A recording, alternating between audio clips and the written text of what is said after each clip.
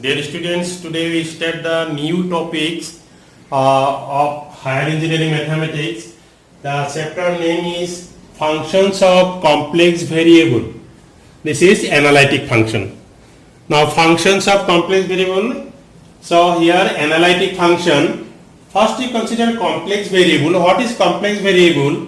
We know z equal to x plus iy. X plus iy is a complex variable and it is denoted by z. We know z equal to x plus iy.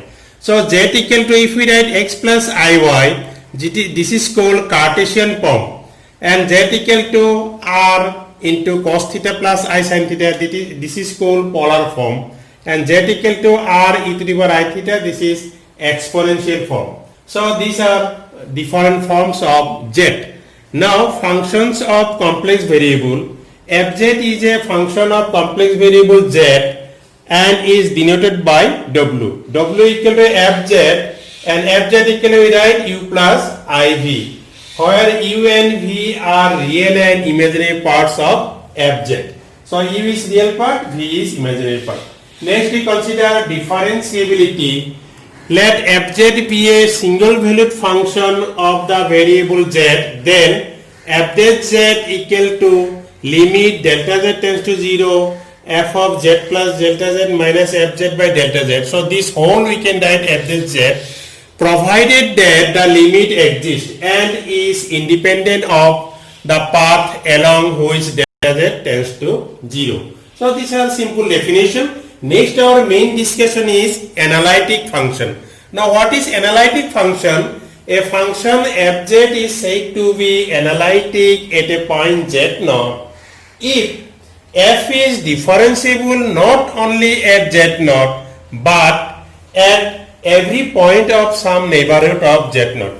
So this fz is differentiable not only at z naught and at every neighborhood points of z naught, this is differentiable. So this is our definition of analytic function. A function fz is said to be analytic at a point z naught if f is differentiable not only at z naught but at every point of some neighborhood of z naught. So we consider one theorem, the necessary condition for fz to be analytic. This is most important theorem in this chapter. Theorem, the necessary condition for a function fz equal to u plus iv to be analytic at all the points in a region R are: number 1, del u del x equal to del v del y. Number 2, del u del y equal to minus del v del x. Provided del u del x, del u del y, del v del x, del v del y exist. Now we want to prove this. This is del u del x equal to del v del y, del u del y equal to minus del v del x. We want to prove this theorem. Proof. Let fz be an analytic function.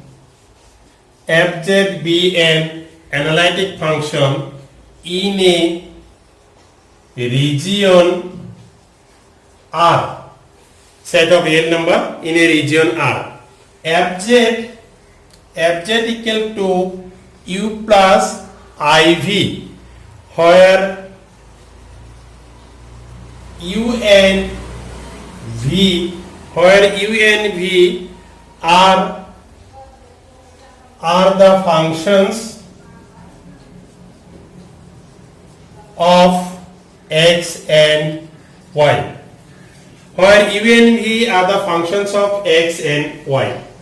X and y, let delta u and delta v be the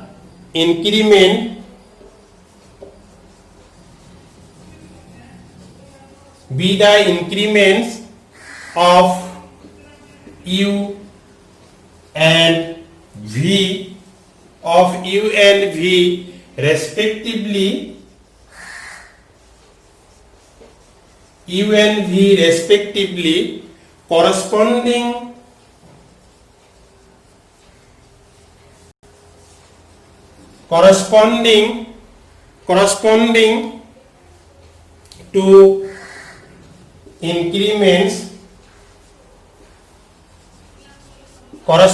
to increments delta x and delta y of x and y. So this is, so u and v, their small increment delta u delta v be the increments of u and v. U is small increment delta u, v is small increment delta v, and similarly delta x delta y are the small increment of x and y. So this is fz equal to u plus iv. So we can write fz plus delta z. If z is small increment delta z and u is u plus delta u plus I, v is v plus delta v.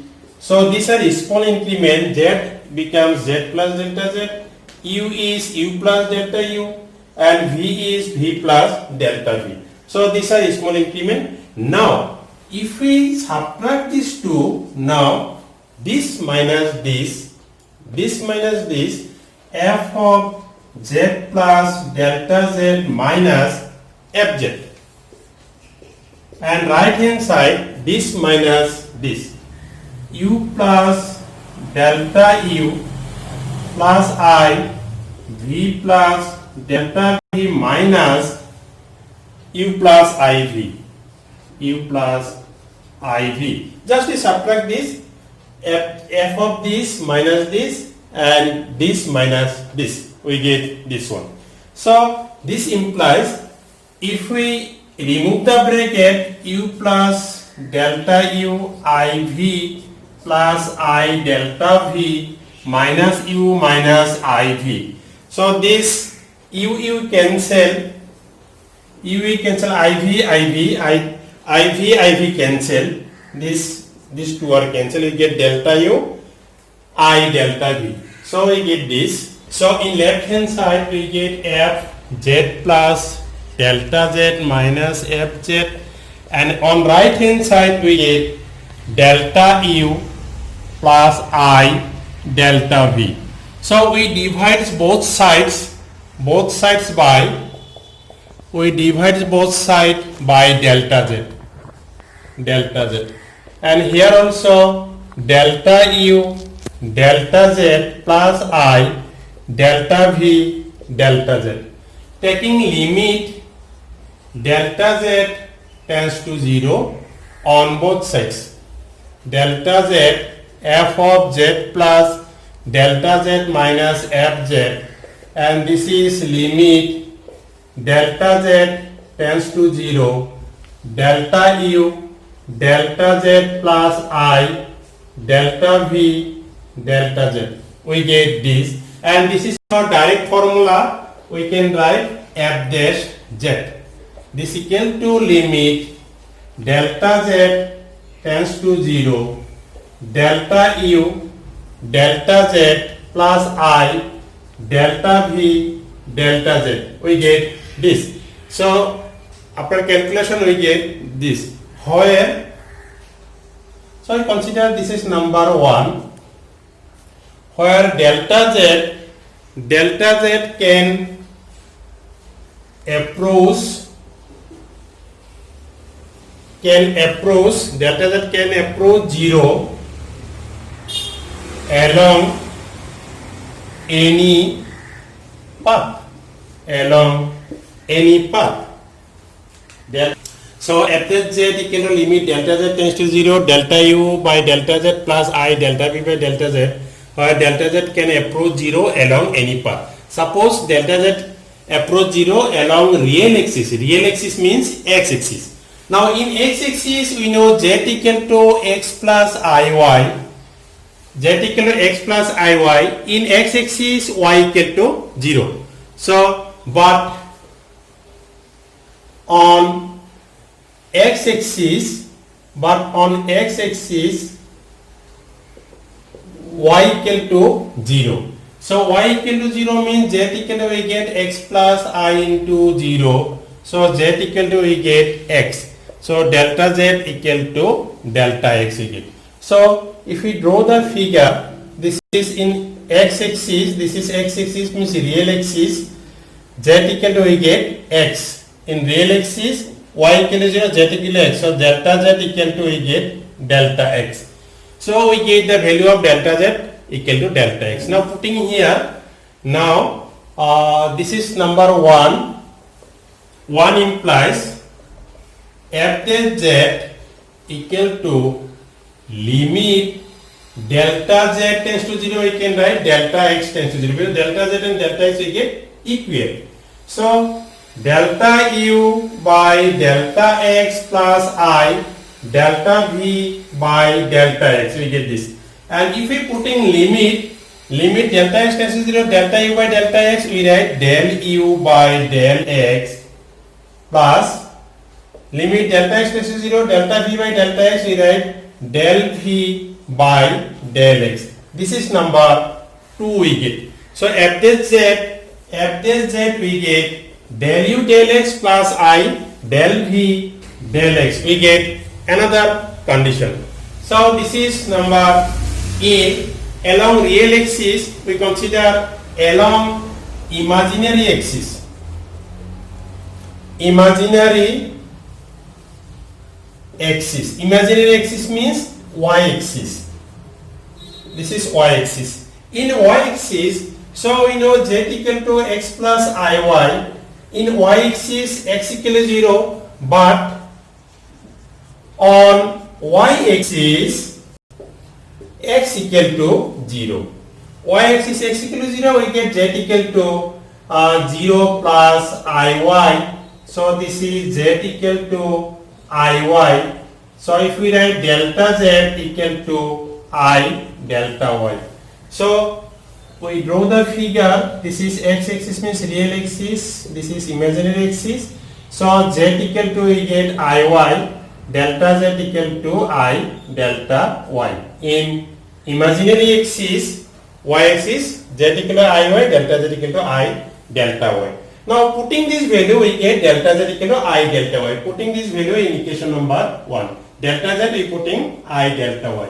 Now 1 implies f dash z this equal to limit I delta y tends to 0 because delta z equal to we get I delta y.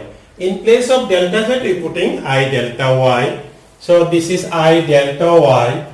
Delta u I delta y plus I delta v I delta y. We get this. So limit delta y tends to 0, 1 by I means minus I, and this is delta u delta y, I cancel, delta v delta y. We get this. So because 1 by I, if we multiply numerator and denominator by I, this is I square means minus 1, we get minus I. So 1 by I means minus I. So this is 1 by I, we write minus I. So if we putting the limit, this will be del u del y plus del v del y. This is our f del z. This is number 3 we get. This is 3, this is 2. In 2, f del z equal to del u del x, I del v del x, and 3 we get f z equal to this. So both the equation, left hand side equals and right hand side also equal. From 2 and 3 we have what we have? We have so del u del x plus I del v del x equal to minus del u I del u del y plus del v del x del y. So we get this. So if we equating this to this equal to this.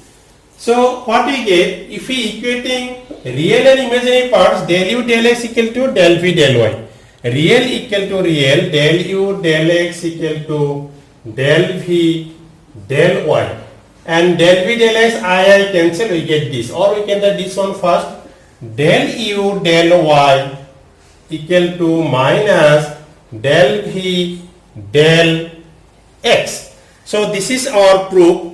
These two equations, these are called, these two equations are known as